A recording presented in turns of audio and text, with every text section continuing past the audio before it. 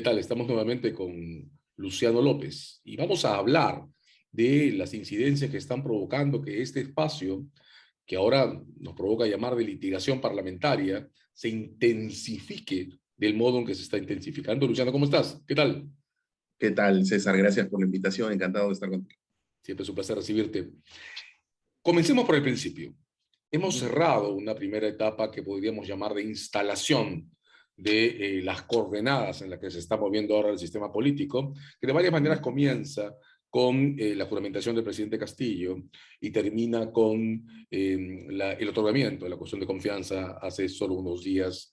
En ese camino se discutieron muchas cosas. Tú defendías la posibilidad de utilizar durante el periodo pliegos de preguntas, se lanzó la idea de las interpelaciones al gabinete entero o tema por tema. En primer lugar, Luciano, ¿cuánto ha perdido o cuánto ha ganado el equilibrio desde tu punto de vista?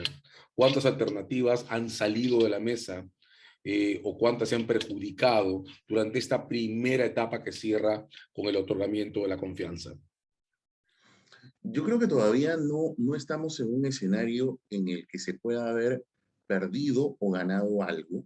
Desde un punto de vista, me encanta el término que es empleado de litigación parlamentaria.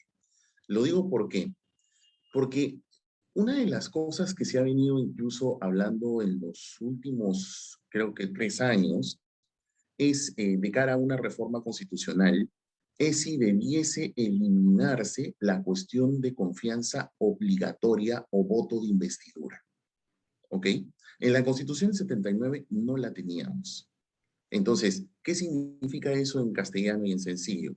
Que como ya hemos visto, una vez que el presidente elige a su premier y con su premier conforma un gabinete, la Constitución la obliga a ellos como ejecutivo que vayan, informen ante la representación nacional sobre su programa de gobierno, paro allí, igual como en la Constitución del 79, pero la gran diferencia entre la Constitución del 79 y la actual es que en ese momento, ahora, el premier tiene que obligatoriamente pedir confianza. Por eso es que me remito a la respuesta a tu pregunta anterior. ¿Han ganado o han perdido algo? No, porque era obligatorio. O sea, sí o sí tenía que plantear la cuestión de confianza.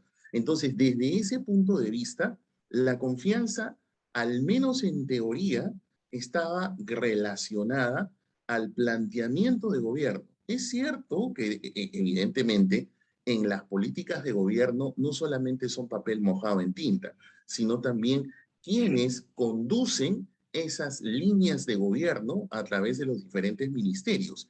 Y entonces ahí entra a tallar la confianza con las personas, que es en buena cuenta lo que está sucediendo respecto del cuestionamiento de varios de los ministros. Entonces, hasta allí creo que si la Constitución establece que es obligatorio que el premier termine de informar y plantee confianza y el Parlamento se la otorga, yo creo que eso, al menos técnicamente hablando, no impide a ninguno de los dos que en una relación de tensión posterior genere un escenario, otra vez citándote, un escenario de litigación totalmente distinto, aunque probablemente y muy probablemente relacionado a algo que se pueda haber discutido en el momento del llamado voto de investidura. Así que, en conclusión, creo que si bien es cierto, está vinculado, y más aún en el contexto político actual, creo que definitivamente esas herramientas de control político que pueda generar el legislativo desde este momento, desde el momento posterior, para ser más exactos, al voto de investidura, no enerva una situación de litigación en donde el Ejecutivo pueda defenderse con la herramienta de la cuestión de confianza, porque además, para que les quede más claro a los ciudadanos, justamente ese es el juego, ¿no? Es el juego simétrico en donde el legislativo genera situaciones de control y frente a esas situaciones de control el Ejecutivo tiene un contrapeso, que es la cuestión de confianza, y allí es donde se genera el balance y equilibrio de poderes. Claro, estamos partiendo de una premisa en que todos usen sus herramientas y sus armas de la manera más responsable, pero eso creo que ya es otro cantar. En todo caso, en todo este periodo interior o anterior que podríamos llamar de instalación de los Ujú, sujetos de esta sí, controversia, el sí. Parlamento no usó o no logró o no llegó a usar las herramientas de la interpelación. ¿Tú creerías que no lo hizo en una lectura conservadora de la escena, intentando no gastarlas hasta el primer round obligatorio, que era el de la presentación del gabinete completo? ¿Tú creerías que no lo hizo estimando que el gobierno podría haber anticipado las cuestiones de confianza a la sesión última de presentación del gabinete Bellido? No me cabe la menor duda que se ha sido. Porque indudablemente hay, así como el Ejecutivo tiene dos balas de plata, ¿no? Naturalmente el Legislativo tiene dos vidas, ¿no?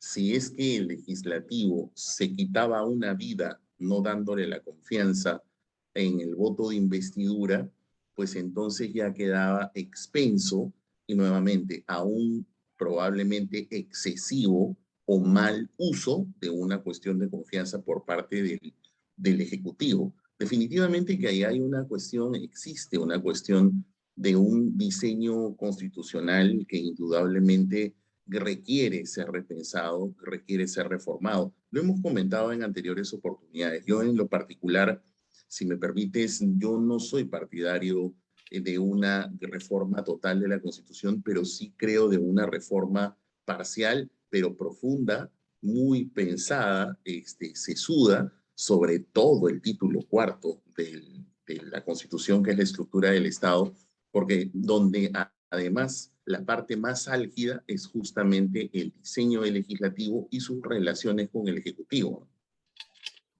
Curioso cómo recién instalado un gobierno empezamos a discutir el modo en que se usan armas letales, ¿no?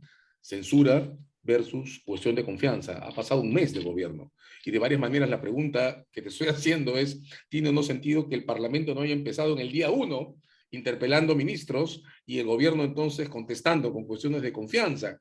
Aquí hay una cuestión sobre la que quiero un comentario tuyo, Luciano. De varias maneras, el riesgo al otro lado del muro representa elecciones, ¿no? Cerrar el Congreso significa volver a llamar a elecciones para componer un nuevo Parlamento.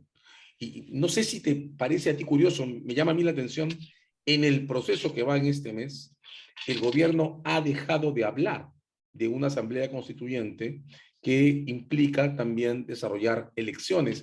¿Ves alguna ligazón en esto? Estamos pensando en dos actores que están posicionándose en una controversia estable alrededor de la misma mesa, con mucha agresividad, pero de una mesa que no involucra en este momento escenarios electorales.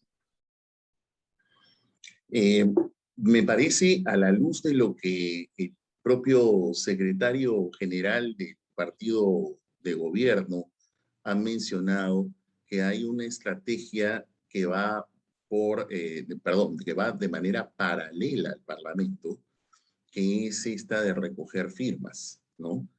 Es más, te comento que la poca transparencia, no sé si has notado, del señor Cerrón, que es el secretario general, sobre explicar a la ciudadanía en qué consiste su proyecto, el texto legislativo que quiere consultar a la población para llamar a una asamblea constituyente es patente.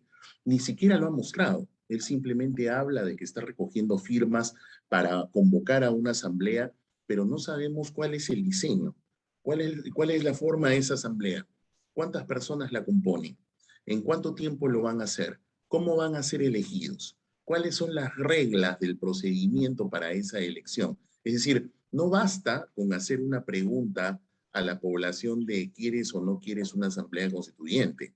Es todo lo que involucra para que a lo mejor quienes nos están viendo puedan tener un poco más fresco lo que estoy comentando, pues vean el proceso chileno, porque indudablemente ha sido un proceso que además ha tomado su tiempo, porque la gente ha debido estar debidamente informada de cómo se iba a elegir.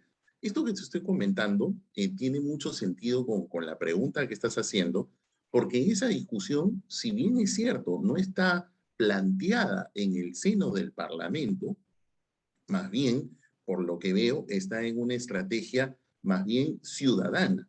Yo esa curiosidad y sobre la base de lo que te estoy comentando, la he ejercido a través de, te comento, ahí hay una pepa, como dicen los periodistas, ¿no? Entonces, he hecho una consulta a la OMPE para que me puedan alcanzar el texto de ese texto legislativo, perdón, que quieren consultar a la población. Ya el plazo está por vencer, así que indudablemente no creo que la OMPE vaya a tener algún problema en alcanzarme el proyecto. Así que más bien te lo voy a pasar para analizarlo en otra oportunidad, pero definitivamente creo que la estrategia va por ahí, en una estrategia totalmente paralela, y quizá eso explique por qué se presenta esta suerte de silencio que evidentemente es notorio de parte de los dos actores que están en esta confrontación y que básicamente lo que sí me queda claro es que uno quiere liquidar al otro, porque además, nota pie, el legislativo está trabajando un proyecto de ley de interpretación auténtica de la Constitución para regular la cuestión de confianza, cosa para mí, la verdad, bastante peligrosa e inadecuada, pero en todo caso, creo que ese es otro aspecto que podríamos comentar. De hecho, quiero regresar contigo sobre la cuestión de la interpretación auténtica que se está discutiendo en el Congreso, pero ahora que te escucho en esta cuestión sobre el diseño de la constituyente, nota al pie de página, esa conversación nuestra se va a llamar ¿de qué hablamos cuando hablamos de una asamblea constituyente, verdad? Claro, Pero, claro. a ver, si hacemos el paralelo y recordamos que el plan de gobierno de Perú Libre era un documento programático anterior a la pandemia, y agregamos este silencio que tú notas, podríamos tal vez figurar una hipótesis en punto a que las estrategias políticas de Perú Libre no están basadas en una narrativa propiamente institucional, sino en una narrativa de pretexto, ¿no? Y ahí querría tu comentario, porque te escucho en este proceso de recojo de firmas o comentando este proceso de recojo de firmas y me figuro a un Perú Libre que, claro, retrocede en el debate sobre la Asamblea Constituyente ante el Congreso, fija una posición relativamente conservadora en su controversia con el Parlamento, intentando no mover nada hasta las elecciones regionales del año que viene, que de repente son el verdadero problema institucional sobre la mesa. ¿Qué opinarías de eso? ¿Qué te parecería leer las cosas de esa manera? Es que es posible, definitivamente es posible. Me da la impresión que además, si a eso le agregamos en la pregunta que formulas una cuestión fáctica adicional, y es que es evidente también que hay luchas intestinas en el propio partido de gobierno, ¿no? Entonces, eh, su propia bancada tiene hasta tres líneas, ¿no? Están los profesores del magisterio, están los serronistas, 100%, vamos a llamarlo, y tenemos un ala de izquierda que no está muy de acuerdo con ninguno de los dos, ¿no? Por ejemplo, escucho mucho a la señora Betsy Chávez, recuerdo una entrevista excelente que le hicieron en Hildebrand en sus 13, donde ella dijo algo que es totalmente claro y pragmático. Lo que dijo es un error de Perú Libre pensar que nosotros ganamos las elecciones en el sentido que la población respaldó totalmente nuestro programa de gobierno y dijo hasta, abro comillas porque la frase no es mía, dijo hasta una piedra le podría haber ganado a Keiko Fujimori. Entonces, vuelvo a repetir, la frase no es mía, es de la señora Betsy Chávez. Entonces, como ves, tienes hasta tres bandos de una sola bancada de 37 personas en el Parlamento y a su vez el señor Castillo errático que se esconde debajo de su sombrero porque hasta ahora no habla nada, ¿no? Es un presidente que no se comunica, que simplemente se ha comunicado hace un par de días pensando que aún está en campaña, retando a sus opositores a debatir en el Brain, gran signo de interrogación tengo ahorita sobre eso. Y por otro lado tienes a Cerrón, que bueno, que es una persona condenada por un delito de corrupción de funcionarios, siempre creo que hay que recalcar sobre eso, pero que definitivamente es más formado políticamente, independientemente de las discrepancias abiertas que podemos tener muchos con él, y en el que indudablemente está en una estrategia totalmente paralela, que porque además nada transparente, yo creo que eso es que hay que subrayarlo mucho, César, nada transparente sobre ¿De qué manera piensa plantearle a la población esta arquitectura de la Asamblea? Porque no se reduce a una pregunta. Creo que eso es bien importante, que la población lo tenga claro. Por eso, y también allí un tanto comentar muy amistosamente a nuestros amigos de la prensa, tampoco nadie se está preocupando de decirle, ¿y cuál es tu texto? ¿Ah? ¿Qué es lo que realmente le quieres proponer a la población? Entonces, bueno, creo que ya nos toca a todos los ciudadanos entonces hacerlo y para eso tenemos acceso a la información pública. Así que esta semana que viene ya vence, así que lo voy a compartir contigo para poder analizar y bueno, si te parece, quizá comentarlo en otra edición de tu prestigioso programa. Sin duda, esto va a ser un tema para volver a encontrarnos aquí. Permíteme hacer una nota metodológica, ¿no? Cuando se empieza a Ujú, litigar tan intensamente dentro del Congreso, los perfiles políticos y las estrategias de posicionamiento se convierten en una llave del planeamiento estratégico. Creo que eso es lo ujú. que explica que seamos dos abogados hablando de cosas de las que usualmente hablan los políticos, ¿no? Ahora hay que Sí, empezar en procesos sin resultados y eso ujú, nos mete en este tema inevitablemente. Pero hay un asunto al que quiero regresar antes de pasar a esta ujú. cuestión sobre la ley de interpretación auténtica, porque de varias maneras muchos de tus comentarios conducen a leer una situación en la que si en algo pueden concurrir a estar de acuerdo el Ejecutivo y el Parlamento, es en, más allá de las amenazas, no disolverse mutuamente durante lo que queda de este año y quizás en el siguiente. Y eso perfila, estoy construyendo o tratando de construir sobre tu lectura, un escenario relativamente conservador en la disputa. Mucha tensión sin explosiones. Ahí hay un asunto que es estrictamente jurídico, pero que quiero pensar contigo cómo funciona en el ámbito parlamentario. La teoría de los actos propios o la vinculación de los actos o de uno mismo con sus propios actos. Cuando pasamos por la confianza, el Parlamento discutió muchas cosas que entraron en la agenda entre julio y agosto de este año, desde las relaciones atribuidas al ministro Maraví con organizaciones de periferia del Movadef, la cuestión del repentino reconocimiento del sindicato promovido por el Movadef en el magisterio, el CONARE, se discutió la situación del ministro o del fiscal Carrasco, nombrado ministro Interior. Gladys Echaíz tuvo una intervención extensa sobre el punto. Se discutió las idoneidades de varios de los ministros que habían estado siendo debatidas en el intermedio. Desde tu punto de vista, Luciano, esta discusión, esta ventilación sobre todo lo que se indagó hasta ahora, resuelta con una confianza otorgada, de alguna manera vincula al Parlamento a no regresar sobre lo mismo, como ocurriría en otros ámbitos del derecho. Una nota solo para que nuestros escuchas alineen a esta parte de la discusión. La teoría de los actos propios es una que impide que una persona regrese sobre lo que ya dijo o admitió, ¿no? ¿Funciona esto en el derecho parlamentario desde tu punto de vista? Yo creo que no. Eh, Creo que hay una sola situación en la que sí hay una suerte de vinculación, pero no para el Parlamento, sino para el Ejecutivo.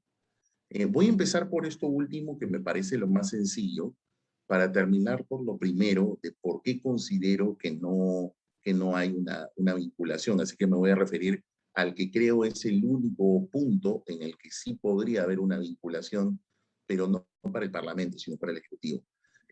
Para que nos ven y nos escuchan, eh, está en el último párrafo del artículo 132 de la Constitución.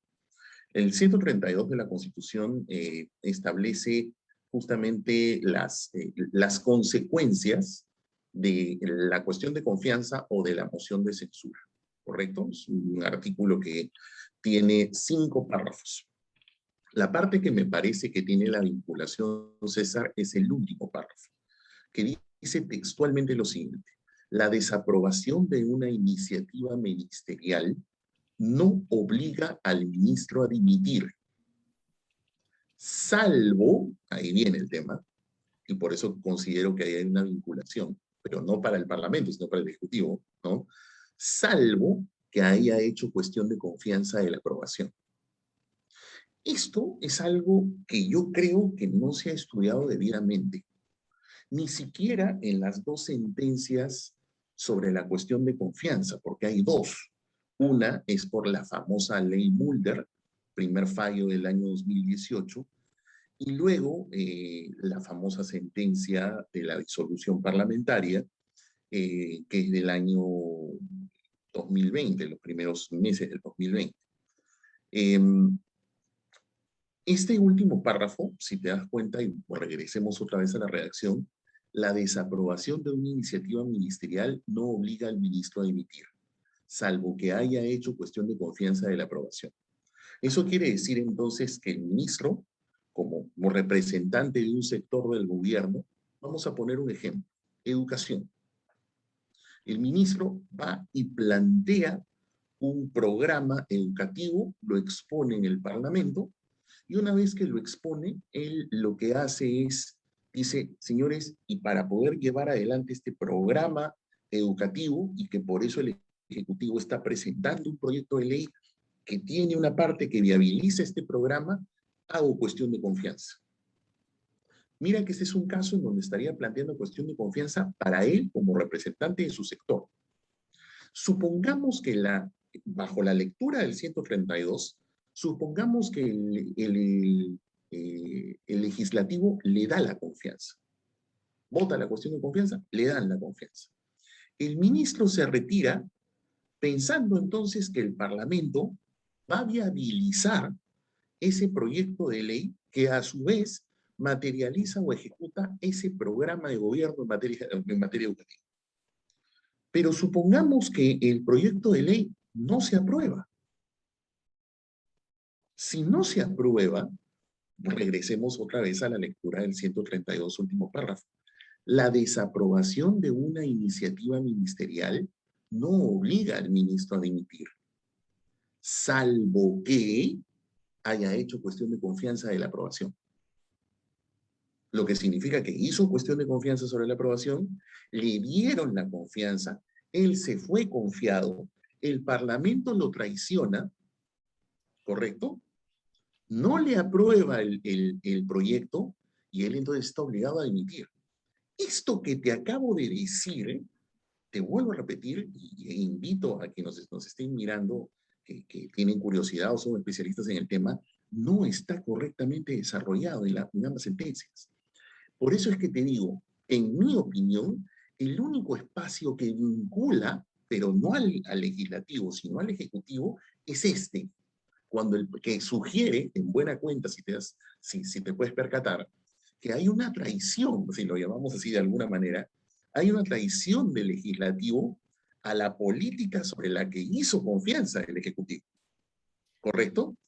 Entonces, en las demás situaciones, y ahora regreso a lo que me parece lo más complicado, que es la primera cuestión, es, ¿por qué creo que no?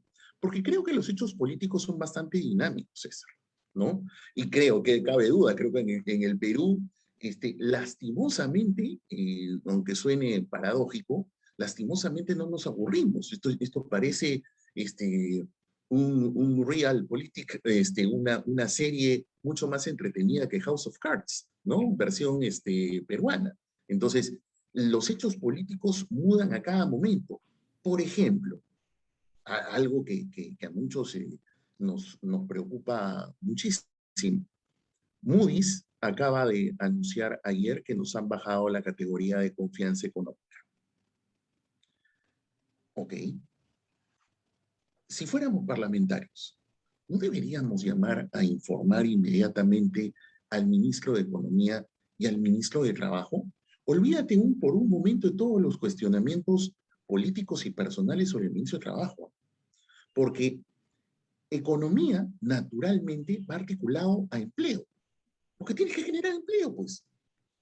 ¿Cuál es la idea, cuál es el planteamiento del ministro de Trabajo más allá de aprobar el sindicato del presidente Castillo?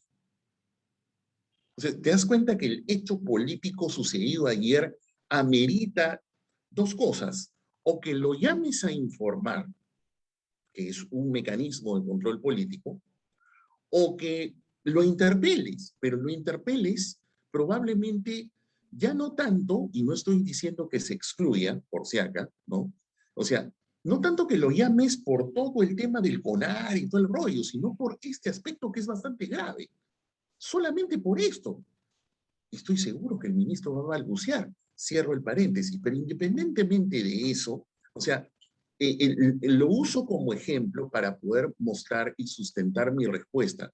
Es que creo que no, porque los hechos políticos pueden variar muy rápidamente y aunque no variasen, cosa que creo que en el Perú nos demuestra que no es así, varían, ¿no? Creo que definitivamente por las razones que cometí al inicio de la entrevista, una, eh, el voto de investidura, que es un voto obligatorio diseñado así por la Constitución, yo no estoy de acuerdo con eso, pero creo que definitivamente no te hipoteca, ¿no? Porque, primero, porque de la Constitución no se deriva algo así, y lo segundo, porque definitivamente también los hechos políticos pueden variar inmediatamente. Tienes otro, por ejemplo, ¿no? Hay una situación que definitivamente tiene que investigarse, que es el caso del ministro de Guido en este affair, como muy bien tú lo has mencionado, con la congresista Chirinos, que es un hecho que tendría que investigarse en ética y que podría tener consecuencias más allá del tema ético, porque el señor Bellido además es parlamentario. Y es que, por ejemplo, eso podría restarle la confianza que el Parlamento pueda tener respecto de él. Entonces, por eso digo, creo que definitivamente, por esas razones, no creo que puedan estar hipotecados, porque los hechos políticos pueden variar indudablemente. Anoto un montón de cosas de tu comentario que ha estado interesantísimo. Una primera, sí, pues en un momento que se está prolongando en esta especie de juego de posicionamientos, algo tan importante como la baja de la calificación está pasando relativamente desapercibido. Gravísimo, ¿no? Y sin embargo, la relativa estabilidad que debería haber seguido al voto de confianza estalla con esta segunda disputa vinculada a la inaceptable agresión sexista del señor Bellido a la congresista Chirinos, ¿verdad? Quiero marcar esto. Tú has dicho tan grave que podría, más allá de ética, incluso producir una escena de confianza respecto a él. Quiero Indudable. reparar ahí, porque también has dicho, y tomo nota de eso, me parece clarísimo, claro, la administración pública y el gobierno están vinculados por sus actos propios. De hecho, la teoría de los actos propios en el derecho público se construye sobre la administración. Pero dices, el Parlamento no. El Parlamento está debido al principio de no vinculación, no injerencia, no sujeción a mandato imperativo, y por tanto el Parlamento siempre puede regresar sobre lo mismo. Hay un motor para entender cómo se puede organizar la dinámica. Regresemos, antes de pasar, que va a ser mi último, penúltimo o antepenúltimo tema, a la cuestión de la interpretación auténtica. Regresemos sobre el affair Bellido. Tengo la impresión que desde que ha estallado, todavía lo que están haciendo o lo que estamos viendo es cómo se ponen las cartas sobre la mesa en el Ejecutivo, en los sectores de mujeres del Parlamento. Creo que hoy día, cuando termine la sesión de discusión sobre la ley del presupuesto, tendrá que haber más discusión alrededor, pero tú has dicho, atención, que Bellido además es parlamentario. ¿Cómo ves en la escena del Congreso el desenlace de una afrenta como la que se ha registrado públicamente y que además Bellido no ha explicado, sino negado ante todos y ante todas, ¿no? ¿Qué crees que puede ocurrir aquí? Me quiero detenerme en el último punto factual de tu pregunta, porque yo agregaría, el premier Bellido, frente a sus respuestas en las que él niega, pero niega y con una frase que a mí me suena mucho al oído. Tú y yo somos litigantes, así que en diferentes espacios, naturalmente tú eres un extraordinario penalista, eh, pero los litigantes escuchamos mucho lo que dicen las partes, ¿no? Y allí, por ejemplo, lo que yo escuché y leí de este señor, es que este señor al momento que niega, luego dice, pues, además yo no le tengo confianza. De Y modo que entonces si le tuviera muchos han confianza lo haría con preguntado, libertad. claro, ¿qué? Pues si le tienes confianza se lo dice. Entonces, cierro el paréntesis, porque ese detalle factual creo que definitivamente entra a tallar. A lo mejor a los que litigamos nos suena más lógico. Perdóname que te Pero interrumpa, cierro. pero es que claro, es que Exacto. lo que ha hecho es algo así como decir, podría no habérselo hecho a ella, pero se lo haría cualquiera. Exactamente. Exactamente. Si estuviéramos en una alegación, indudablemente que vamos a ir con todo a decir eso, ¿no es cierto? Claro, son detalles factuales muy importantes. Eh, pero regreso entonces ya al contenido de tu pregunta. Lo que pasa es que, lo digo en primer lugar, Es una acusación bastante grave, pero también es cierto, para tratar de ponerlo neutral y en el justo medio, como corresponde, más aún que somos abogados, es que en el respeto del debido proceso es un hecho que tiene que investigarse. Creo que hubiese sido mucho más complicado si es que el premier Bellido no hubiera sido parlamentario, porque ¿cómo lo investigas? ¿No? Lo máximo que creo que se podría haber generado es una interpelación sobre el particular, ¿no? Porque definitivamente no es un hecho personal, tiene que ver con un aspecto que estamos hablando de una persona que es el principal vocero del gobierno, citando lo que textualmente dice la Constitución. Entonces creo que la indagación en ética es una indagación que debiese hacerse de manera muy sumaria, muy seria, muy efectiva, sobre todo porque como la propia congresista lo ha señalado y el señor Chirinos tampoco no noto que lo haya negado, es que han existido testigos de la escena de ese diálogo lamentable. Entonces, creo que de lo que salga ahí, por eso decía, ¿no? Los resultados van a ir más allá del plano ético, porque, vuelvo a repetir, él es el principal vocero del gobierno, y entonces podría estar sujeto indudablemente, una vez que ocurran esos hechos, a poder interpelarlo o citarlo e informar, y de lo que él diga pueda correr una moción de censura. Porque recordemos una cuestión, la manera en que el Parlamento puede eh, controlar actos del Ejecutivo para poder, decirlo así de manera cruda, sacar a un ministro de su cargo es solamente de dos formas.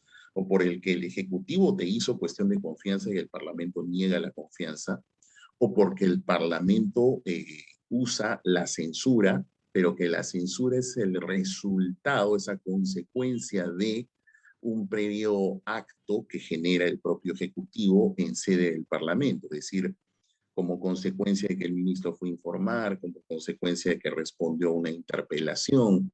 Es decir, recién en esos aspectos se puede plantear la censura, así que creo que por ahí podría darse. Ahora, claro está, siempre estamos en una situación bastante complicada, compleja, porque el Parlamento siempre va a estar pensando si es que se pierde una vida, pero si es que este hecho es comprobado en la Comisión de Ética, es un asunto muy serio que el Parlamento no debería dejar pasar.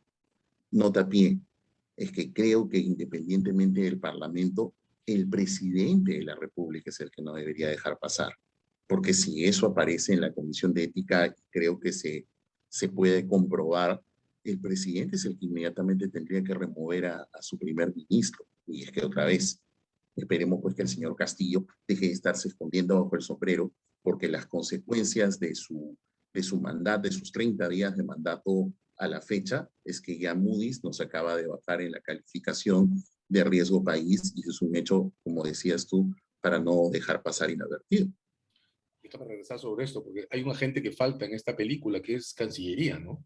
¿Cuántas embajadoras hay en Lima y cuántas embajadas, estoy pensando en la Unión Europea en especial, tienen políticas de género y tratos de respeto a dignidad? Entonces, ¿qué va a hacer Cancillería ahora? ¿Cómo va a llevar al primer ministro del Perú a un evento internacional donde probablemente los organizadores no le den la palabra, observado como está por su desprecio a los derechos de las mujeres? Pero quiero estar sobre un punto, Luciano, que me parece muy importante lo que acabas de decir. Bellido, en la escena que describe la congresista Chirinos, actuaba como parlamentario. La escena, distribución de oficinas, si no me equivoco, corresponde a los momentos de instalación, es haber sido la Sí, junta preparatoria. Si es sí. así, el comportamiento de Bellido, parlamentario, como tú dices, tendría que ser revisado por ética. ¿Cuántas cosas puede hacer o recomendar ética sobre él? ¿Suspenderlo, por ejemplo? Y si lo Sí, claro. suspenden, y perdóname, si lo suspenden, ¿pierde la posición como primer ministro? ¿Puede el primer ministro ser un Eh, parlamentario suspendido de la función? eh, Básicamente es una cuestión que desde el punto de vista de la eticidad de la función pública, la respuesta cae madura, que eso sería totalmente inaceptable. Es que por eso es que lo que digo, ¿no? Sí, aquí en realidad, más que las reacciones o qué posibilidades tiene de reacción y de acción el Parlamento, aquí es del presidente, porque el premier es nombrado por el presidente. El presidente va a dejar que suceda una situación como esta, como la que estás comentando tú de cara a la política exterior. Yo creo que este asunto que ha pasado con Bellido en este affair, como dices tú, con relación a la señora Chirinos, es un aspecto que le pone mucho más gravedad a lo que ya estaba pasando de los cuestionamientos con el propio señor Bellido. Pero aquí la actuación que se esperaría es del presidente, no de tanto del Parlamento. Estamos conversando del Parlamento porque, bueno, más o menos analizando las posibilidades de lo que puede suceder o acontecer, pero la reacción principal es del presidente. Yo creo que eso es lo que habría que señalar. El titular de la República de ayer, ¿no? O sea, presidente, gobierne, tome decisiones. Digamos, de varias maneras entiendo tu punto, ¿no? Esta agresión sobre la congresista Chirinos sentía que tenía un desenlace semejante, análogo, al que tuvo el impasse con el ministro Béjar, ¿no? Un poco más polisémico el impasse del ministro Béjar, para algunos fue una cuestión vinculada al negacionismo sobre el origen de Sendero, pretender que sea un invento de la CIA, para otros fue una afrenta a la Marina. En cualquier caso, el afer del ministro Béjar produjo la salida de un miembro del gabinete sin necesidad de pasar por el Congreso. Y claro, ahí entiendo tu punto en referencia a que el afer, el asunto, la agresión a la congresista Chirinos tendría que producir una salida semejante, pero parece que el cuento se llama el presidente no tiene quien le escriba o el sombrero no tiene una puerta para salir de él. De modo que voy a Sí. regresar en una última pregunta sobre el Congreso. Este asunto podría desembocar, Luciano, en la inhabilitación del señor Bellido para ejercer funciones públicas vía un juicio político al Parlamento. Es posible, es posible. Y para poder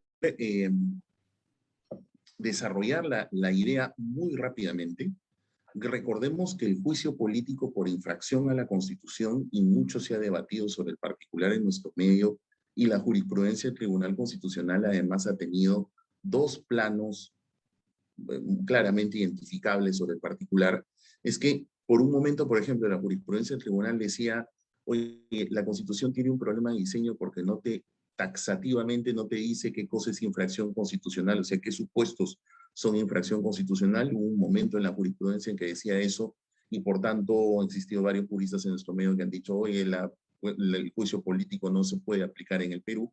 Pero luego después ya ha existido otro plano jurisprudencial del tribunal que bueno, que a lo hecho pecho, y entonces simplemente ha dicho, bueno, la infracción constitucional, y ojo, ahí ha venido a decir, es una evaluación política de ciertos deberes o responsabilidades que tiene el alto funcionario y que se traducen o se articulan o se imbrican con deberes constitucionales. Y entonces, aterrizando para poder responder la pregunta, lo que mencionabas, por ejemplo, de cara a lo que sucedería en política exterior, y es que tiene que ver con las políticas de género. ¿Es constitucional, es confiable desde el punto de vista constitucional, o podría considerarse, mirándolo así como lo mira hoy el tribunal a la luz de esa perspectiva jurisprudencial, de que un funcionario que no respeta las perspectivas de género, que entonces genera una suerte de discriminación, de conductas peyorativas contra la mujer, estaría incurriendo en una situación de infracción constitucional? Me da la impresión que a la luz de esta perspectiva jurisprudencial es tranquilamente posible. Y eso significaría que podría desembocar en un juicio político, tranquilamente. Justamente como, y que no olvidemos que el juicio político también activa un espacio de sumaria investigación a nivel de la subcomisión de acusaciones constitucionales. Lo que me pregunto, y más bien aumento a tu inquietud, es, ¿y esto podría arrastrar al presidente? Porque un presidente que no remueve a su premier en una situación de elementos razonables, porque estamos partiendo de la premisa que se puede haber desarrollado una sumaria investigación, así que todavía habría que esperar ese otro tránsito. de ciertos indicios más que razonables de que este señor incurrió en ese tipo de conducta, ¿el presidente puede respaldar a un ministro en esa situación sin que pueda vincularlo de alguna manera? Es un tema para el análisis, para la reflexión, pero me da la impresión otra vez que eso al menos debería moverlo a que se salga del sombrero que lo está tapando y Es que importante. vea que no es un asunto cualquiera, Ahora, has dicho es algo una situación que sumamente requiere su fuerte. decisión Luciano, y que lo podría vincular. lo que estás subrayando es que la aquiescencia del presidente a este maltrato sexista de Bellido, que podría desembocar en su inhabilitación, se puede convertir en un caso de incapacidad moral. Lo plantearía en un lenguaje que es más de tu expertise. ¿Sería una omisión impropia? Aquiescencia. En términos de tu expertise, sería un caso No, de eh, responsabilidad por, por, política por aquiescencia. por eso te decía, más un ámbito de tu expertise. ¿Sería una omisión impropia? Sería una O forma sea, es él por tiene, dejar hacer, ¿no? exacto, porque que puede desembocar entonces en una vinculación con ese acto ilícito desde el punto de vista constitucional, Y peor, porque, con todo lo o sea, siguiente, él es ¿verdad? Porque responsable, como permitir que dirían esto ustedes los pase. penalistas, él es responsable de la fuente de peligro. Pero claro, pero además sería responsable de todo lo que pase en adelante en términos sexistas, porque el contramensaje de la quiesencia significa respaldo. Es decir, Exacto, ustedes pueden hacer ese tipo de cosas porque yo no los voy a votar del puesto por hacerlas. exactamente. Es que por eso te digo, me parece que el asunto tiene un hilo del cual puede desilvanarse, jalarlo y desilvanar definitivamente un tejido en donde el tejido del sombrero del presidente. Porque si él no quiere salir del sombrero, a lo mejor se puede destejer el hilo de su sombrero para que se pueda quedar desnudo y decir, oye, un momento, es que tú eres responsable, hermano. ¿Sabes qué me Tú parece? eres responsable. Lo más fuerte que noto en esto es que esta ceguera hacia lo que significan en el tiempo presente los derechos de las mujeres, ya no hablemos ni siquiera de la perspectiva de género, sino los derechos de las mujeres, no verlos es tan fuerte que puede producir, como tú dices, la autoconducción de funcionarios del gobierno, como el propio presidente de la República, a su propio cadalso, ¿no? Por Castillo, supuesto. en el camino, en la ruta que trazas, Castillo puede terminar cayendo, no por las investigaciones sobre el financiamiento de Perú Libre, pero sí por la quiesencia con un comportamiento sexista que compromete su responsabilidad política si no reacciona como tú recomiendas o comentas a tiempo, antes que esto tenga que ser visto a título de un procedimiento de inhabilitación política del primer ministro. Creo que no estamos, no sé si estamos, creo que una buena parte de la ciudadanía, las y los ciudadanos sí, pero como colectivo nacional creo que no estamos dimensionando exactamente el peso de esta crisis que resulta del tema del sexismo del señor Bellido, ¿no? Por supuesto, por eso decía, el presidente me da la impresión ingresa en un espacio de omisión impropia, ¿no? O sea, de clara omisión impropia, que definitivamente no lo exime de responsabilidad, todo lo contrario. Y entonces, desde ese punto de vista, eh, me parece que, aunque pueda sonar, y de hecho muchos dirán, oh, pero es exagerado. No, no, es que no es exagerado. Es que es nuevamente lo que tú decías, o estamos con los derechos de las mujeres o no lo estamos. No hay puntos medios, o sea, en esta situación, y más aún si tú diriges las políticas de Estado del Ejecutivo. Y está comprometido el vocero, el principal vocero del gobierno, pero por omisión impropia lo involucra el presidente porque si él no toma decisiones sobre el particular, pues definitivamente entonces esa omisión impropia que ya tiene que ver directamente con un aspecto de grave discriminación contra los derechos de las mujeres, creo que además genera una situación política en la que además él mismo estaría promoviendo que el Ejecutivo y el Legislativo se enfrenten, porque naturalmente el Legislativo va a tener que salir en defensa de esta situación. Ah, no, más fuerte, pero creo que probablemente más importante que la que provocó la confrontación con la Marina, ¿no? Ayer he estado viendo por redes sociales activistas, feministas, tuiteando de manera muy clara en punto a que las mujeres organizadas no van a permitir que esto se consolide como una práctica del gobierno, ¿no? De modo creo que estamos en realidad, Luciano, abriendo una nueva puerta a lo que puede organizarse o desenvolverse como una crisis política basada en la reivindicación de derechos afirmativos. Y creo, como tú, que esto recién comienza.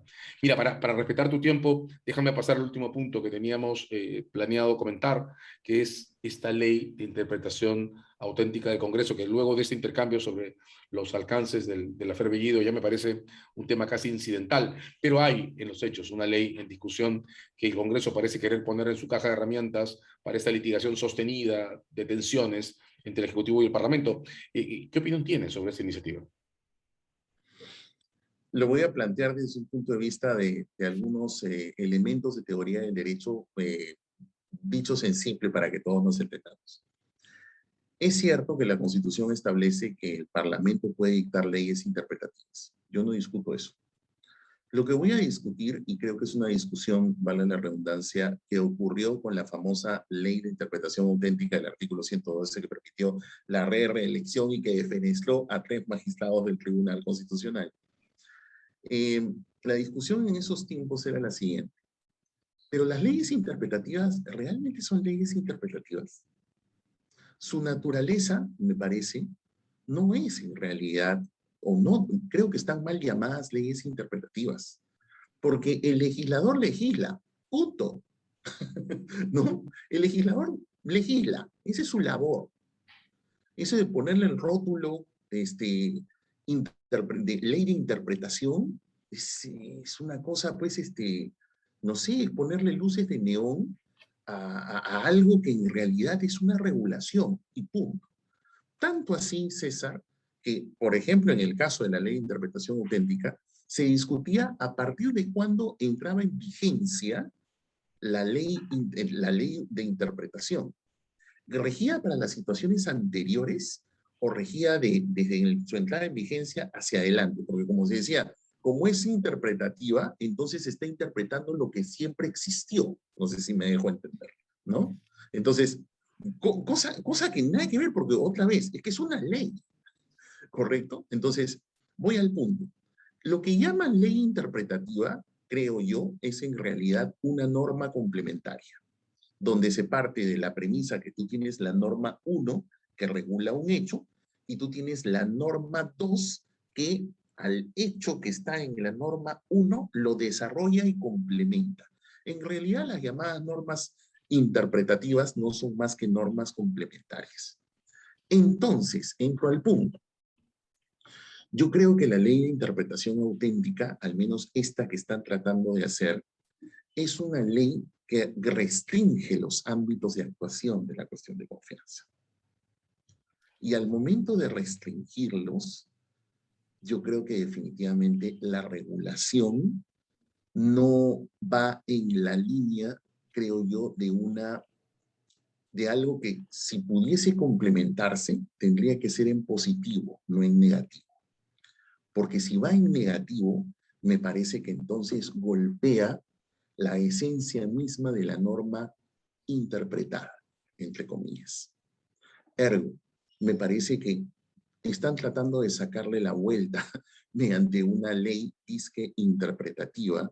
Me llama la atención que, bueno, que cada quien responde por sus formas de pensar y sus pareceres.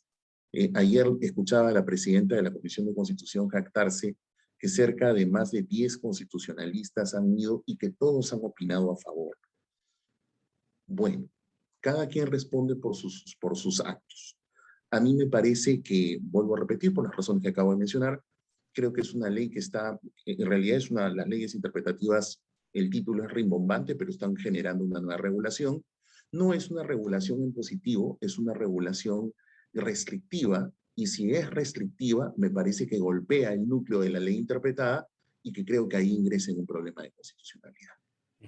Ergo, si quieren solucionar este tema, la vía es la de la reforma constitucional, en donde, como lo hemos dicho en otras oportunidades, si modificas aquí, tienes que modificar acá, para que pueda generar el balance y equilibrio de poderes. Me estoy refiriendo al tema de la vacancia, ¿no?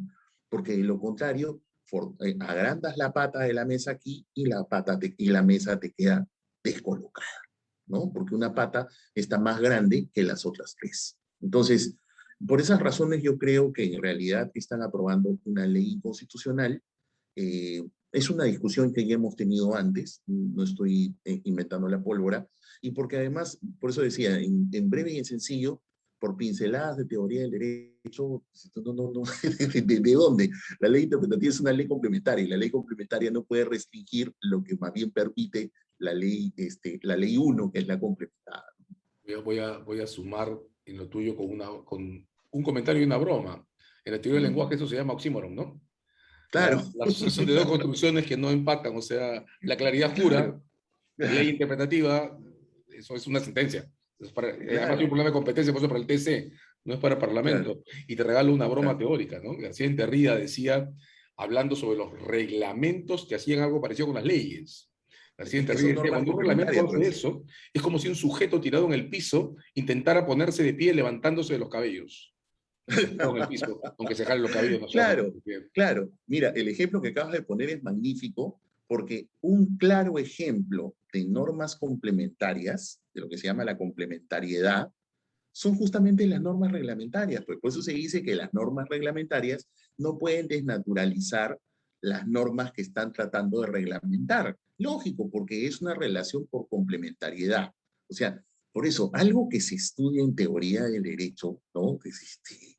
Y que me digan, de verdad, hay como más de 10 constitucionalistas que dicen que eso se puede. En serio. Bueno, hay de todo en la vida del Señor. Una última pregunta, Luciano. Uh Estamos -huh. hablando de la intensificación a un nivel, creo que antes no visto, de los espacios hemos dicho, hemos compartido la construcción de litigación parlamentaria, de litigación en las Uh -huh. relaciones Ejecutivo-Congreso, ¿verdad? Un Uh -huh. mes de gobierno y ya tenemos toda esta gama de controversias y de litigios abiertos o por abrirse. ¿No tienes la impresión que en este momento la cuestión sobre la elección de los miembros del Tribunal Constitucional se convierte en particularmente decisiva? Por supuesto, porque además ya lo hemos visto. ¿Dónde fue a terminar el tema de la vacancia? Independientemente de que el tribunal no se pronunció. En el tribunal. ¿Dónde terminó la disolución? En el tribunal. Entonces, cosa que incluso si lo mirásemos de una perspectiva de reforma constitucional, yo soy sincero que yo sí, si hubiese la oportunidad de hacer una reforma, yo sí plantearía como una cuestión de debate que hay aspectos de lo que los gringos llaman political questions, de cuestiones políticas que son no judiciables. Hay aspectos que no deberían ser judiciables. Es una postura muy personal, pero que eso tendría que ser en un debate de reforma constitucional.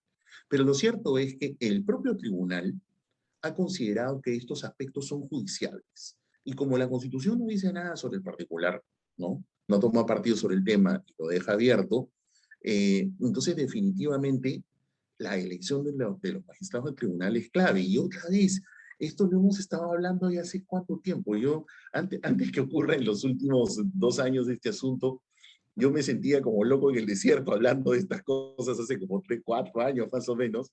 Y por eso insistía, porque en realidad tienes que separar selección de elección. Y este Parlamento por cuestiones políticas va a tratar de elegir magistrados y otra vez vamos a tener el mismo problema porque ya esta novela la venimos viendo desde la vigencia de la Constitución del 93, así que ya tenemos más de 20 años hablando de lo mismo, o sea, viendo, perdón, que el Parlamento no tiene vocación transparente de elegir. Si hubiese un atisbo de sensatez, eh, podrían hacer el esfuerzo, pero yo lo veo bastante complicado, la verdad, y es lamentable. O sea, creo que de verdad deberíamos pensar en una reforma constitucional parcial, no total. Y este es un tema clave, indudablemente. Lo lamento muchísimo porque estos desenlaces van a terminar en el tribunal. De acuerdo. Y nunca es bueno que dos partes en controversia se dividan y sea una la que elige a los jueces. Por Bueno, supuesto. vamos a tener, sin duda, tenemos ya además una primicia tuya sobre la que tendremos que regresar, que es este hallazgo que Que vas a... voy a compartir contigo para analizar. ¿De qué hablamos cuando hablamos de la Asamblea Constituyente? Ha estado con nosotros Luciano López, abriendo las puertas a toda una escena muy difícil de estructurar, que además está en pleno proceso. Muchas gracias, Luciano. Al contrario, gracias César. Un gran abrazo.